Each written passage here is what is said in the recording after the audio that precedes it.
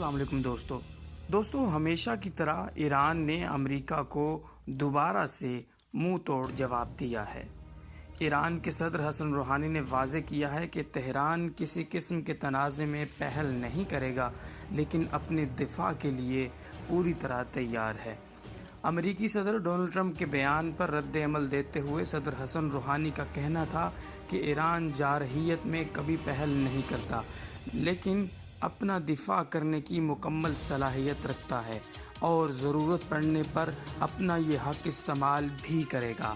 حسن روحانی کا کہنا تھا کہ ایران نے خطے میں امریکہ کی سرگرمیوں پر کڑی نظر رکھی ہوئی ہے، خطرے میں کوئی بھی تنازع نہیں چاہتے، لیکن کسی بھی قسم کی جارحیت کا بھرپور جواب دیا جائے گا۔